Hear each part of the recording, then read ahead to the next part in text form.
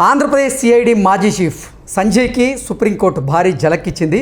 ఆయనకి హైకోర్టు ఇచ్చినటువంటి బెయిల్ని ఇప్పుడు సుప్రీంకోర్టు రద్దు చేస్తూ 3 వారాల గడువిచ్చి ఈ 3 వారాల్లో లొంగిపోవాల్సిందిగా సుప్రీంకోర్టు ఆదేశాలు జారీ చేసినటువంటి నేపథ్యంలో ఈ అంశం మీద మనం పూర్తి స్థాయిలో విశ్లేషణ చేసుకుందాం. ప్రస్తుతం మనతో పాటున్నారు ప్రముఖ రాజకీయ విశ్లేషకులు శ్రీలీల గారు. వారితో మాట్లాడదాం. శ్రీలీల గారు నమస్తే అండి. నమస్తే అండి. 3 వారాల పాటు సంజయ్కి సుప్రీంకోర్టు గడువిచ్చి ఆ గడువులోప లొంగిపోవాలి అంటూ ఆదేశాలు జారీ చేసింది. దాంతోపాటుగా హైకోర్టు ఇచ్చినటువంటి బెయిల్ని సుప్రీంకోర్టు రద్దు చేసింది. సంజయ్ పరిస్థితి ఏంటి? అతన్ని సిఐడి చీఫ్ అంటాం కన్నా కూడా అతను 5 సంవత్సరాలు వైఎస్ఆర్సీపీ పార్టీ అధికారంలో ఉన్నప్పుడు ఎవరికి చీఫ్గా చేశారంటే వైఎస్ఆర్సీపీ పార్టీ చీఫ్గా చేశారు. అదైతే క్లియర్. ఓకే.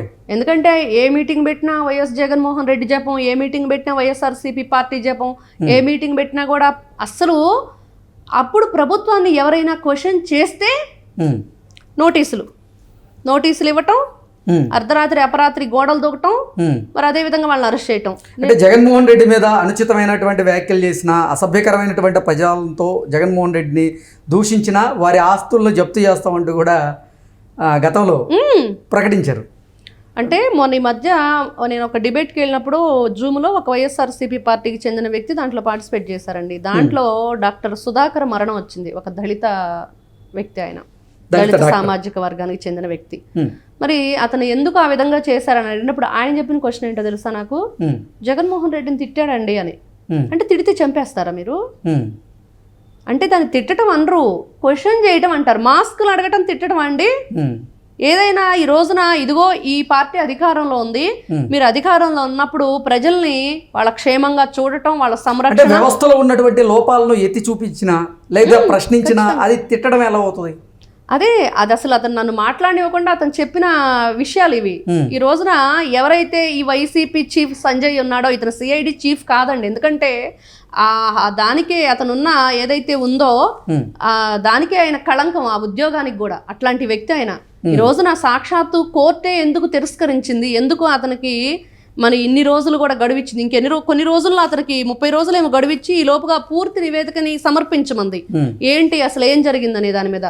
కానీ వైఎస్ఆర్సీపీ పార్టీ అధికారంలో ఉన్నప్పుడు అసలు ఇతను జగన్మోహన్ రెడ్డికి ముఖ్యమైన అంటే జగన్ భక్తుడు అనమాట సంజయ్. మరి ఇతను చేసింది ఏంటంటే ఒక్కసారిగా ఒక పెద్ద లిస్టు తీసుకొని రావటం, కూర్చోవటం, మీడియా మీటింగ్ పెట్టడం, పలానా సోషల్ మీడియాలో వీళ్ళంతా కూడా పోస్టులు పెడుతున్నారు. ఏమని పోస్టులు పెడుతున్నారు, ఎందుకు పోస్టులు పెడుతున్నారంటే దాని కారణాలు చెప్పరు. ఎవరైతే ఐడీలు ఉన్నాయో అవి చదువుకుంటూ వెళ్ళటం, వాళ్ళ మీద ఎంక్వైరీ చేయటం, వాళ్ళని నిర్దాక్షిణ్యంగా తీసుకువెళ్ళి తన్నటం. మామూలుగా తన్నారా వాళ్ళు తీసుకెళ్ళి? అలా ఇలా కాదండి. పాపం వాళ్ళ జీవితాలని ఎంత నిర్దాక్షిణ్యంగా వీళ్ళు జగన్మోహన్ రెడ్డి ఆయన అధికారంలో ఉన్నప్పుడు ప్రతి ఒక్క స్కీమ్లో స్కామ్ జరిగింది. అలాగే సోషల్ మీడియాని వాళ్ళు చేసినంత చండాలంగా ఇంకెవరూ చేయలేదు. ఎందుకంటే సొంత చెల్లెల్ని తల్లిని ఏ విధంగా ఈ రోజున ఎవరి ఆస్తులు అటాచ్ చేయాలి, ఈ రోజున జగన్మోహన్ రెడ్డి దీనికి సమాధానం చెప్పాలి. ఈ చీఫ్ ఎవరైతే సంజయ్ ఉన్నాడో మరి ఇతనే గతంలో మాట్లాడిన మాటలు, మరి పోసాని కృష్ణమురళి చెప్పిన మాటల ప్రకారం నేను బూతులు మాట్లాడి ఆ స్క్రిప్ట్ సజ్జల భార్గవరెడ్డికి ఇస్తే భార్గవరెడ్డి సోషల్ మీడియాలో వైరల్ చేస్తాడని చెప్పినప్పుడు ఈ రోజున మరి సజ్జల రామకృష్ణారెడ్డి సుపుత్రుడు భార్గవరెడ్డి ఆస్తులు జప్తు చేయాలా? మరి వాటిని వీళ్ళు అటాచ్ చేసుకోవాలా? ఎలా చేయాలి?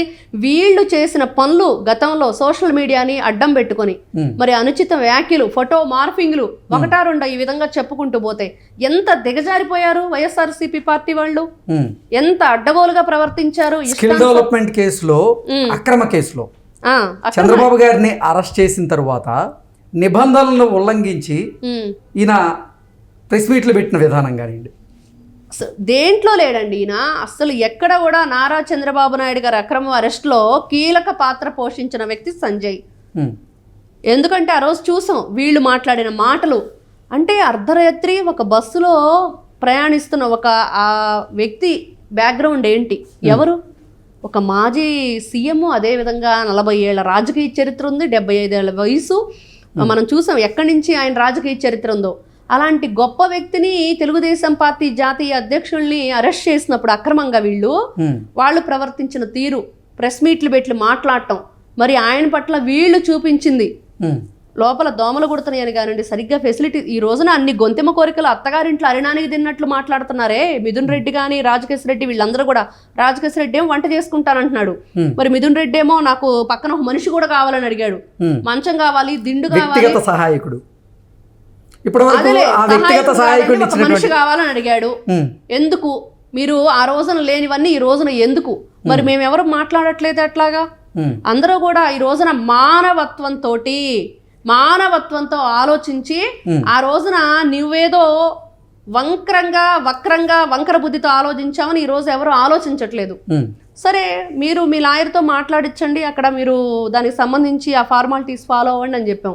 కానీ ఎవరైతే ఈ సిఐడి చీఫ్ ఉన్నారో ఈ వ్యక్తిని మాత్రం క్షమించేది లేదు. ఇతను గతంలో చేసిన పనులు, నారా చంద్రబాబు నాయుడు గారి పట్ల వ్యవహరించిన తీరు, అక్రమ అరెస్టులో కీలక పాత్ర పోషించిన ఈ వ్యక్తిని ఈ రోజు నిజంగా వదిలిపెట్టాలా? మరి జగన్మోహన్ రెడ్డి పదే వీళ్ళందరినీ పేర్లు ఉచ్చరిస్తూనే ఉన్నాడు, మంత్రాలు జపించినట్టు జపిస్తూనే ఉన్నాడు ఎక్కడికి వెళ్ళినా కూడా. వీళ్ళందరికీ కూడా వైఎస్ఆర్సీపీ పార్టీ అప్పుడు పనిచేసిన వాళ్ళకి కానివ్వండి, ఆ పార్టీలో ఉన్న నాయకులకు కానివ్వండి ఒకటి ఉందండి, ఏంటంటే అరెస్ట్ అయ్యే వరకేమో అక్రమంగా అన్యాయంగా అరెస్ట్ చేస్తున్నారు, కేసులు పెడుతున్నారు అంటారు. అరెస్ట్ చేసిన తర్వాత ఏమో ఒకటే చెప్తారు, తెలియదు, గుర్తులేదు, మర్చిపోయా, నాకు తెలియదు, ఓహో అప్పుడు అలా జరిగిందా, నా ప్రమేయం లేదు, దాని మీద నా వేలు ముద్రలు ఉన్నాయా, నా సంతకాలు ఉన్నాయా, మరి నేనున్నానని మీరు ఎలా అంటారు, నిరూపించండి. నిన్న కూడా అంటున్నారు అనిల్ కుమార్ యాదవ్ ఈరోజు ప్రెస్ మీట్ పెట్టి, నా ఆస్తులు అమరావతికి రాసి అటాచ్ చేసుకోండి అని నిరూపిస్తే.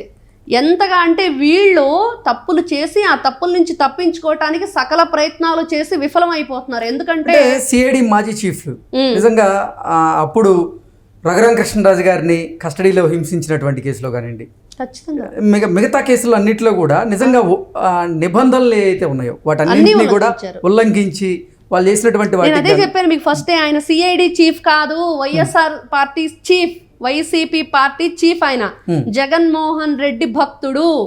ఆయన్ని ఏదైతే మనం ఇప్పుడు చెప్తున్నామో ఏదైతే చీఫ్ అని చెప్పేసి, ఆయన దానికి అసలు ఆ వృత్తికే కళంకం. ఈ వ్యక్తులందరూ కూడా ఇట్లాంటి వాళ్ళు ఉన్నారు కొంతమంది. అంతకుముందు విజయ్ కుమార్ అనే వ్యక్తి కూడా రఘురామకృష్ణరాజు గారు ఎన్నోసార్లు చెప్పారు, ఎంత దారుణంగా నిర్దాక్షిణంగా పుట్టినరోజు ఆ సైకో మనస్తత్వం చూసారా. మనం గతంలో ప్రజలందరూ కూడా సైకో పోవాలి, సైకిల్ రావాలనే నినాదం ఎక్కడి నుంచి వచ్చిందంటే ఆ పార్టీలో ఉండి ఈ సైకో లక్షణాల వల్లే వచ్చింది.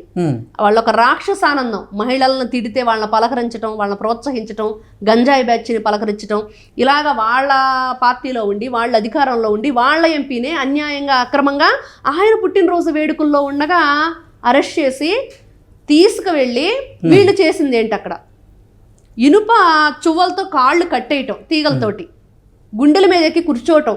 అప్పటికే బైపాస్ సర్జరీ అయింది, బైపాస్ ఓపెన్ హార్ట్ సర్జరీ చేశారు ఆయనకి. నిజంగా ఆయన ఒకటే చెప్తారు, ఈ రోజున ఆయన ఏమంటారంటే వెంకటేశ్వర స్వామి దయ వల్ల నేను బతికానంటారు. నేనేం చెప్తానంటే ఆయన బ్రతికి బట్ట కట్టారంటే వీళ్ళ పాపం పండింది కాబట్టి ఆయన బ్రతికి బట్ట కట్టారు. బయటకు వచ్చి నిజాలు చెప్పారు కదా, వీడియో కాల్లో దాన్ని చూడటం. మళ్ళీ ఈ రోజునండి ఆయనకి వీడియో కాల్ చేసి చూపించడానికి సహాయ సహకారాలు అందించింది ఎవరు? అదేవిధంగా నారా చంద్రబాబు నాయుడు గారు అక్రమ అరెస్ట్ అయ్యి ఈ సంజయ్ పాత్ర ఉందా లేదా, అక్కడ రాజమండ్రి సెంట్రల్ జైల్లో ఉంటే అక్కడ ఆ సీసీ కెమెరాల ఐడి ఫుటేజెస్ అవన్నీ కూడా ఇతని దగ్గర ఎందుకున్నాయి, జగన్మోహన్ రెడ్డి దగ్గర. కాబట్టి ఈయన సంజయ్ అనే వ్యక్తి వైఎస్ఆర్ పార్టీ మాత్రమే చీఫ్ గా పనిచేశాడు, అది మాత్రం క్లియర్ గా ఉంది. అన్ని విషయాల్లో కూడా ఈయన కీలకమైన పాత్ర పోషించాడు. ఓకే అండి, థ్యాంక్ యూ సో మచ్. నమస్తే.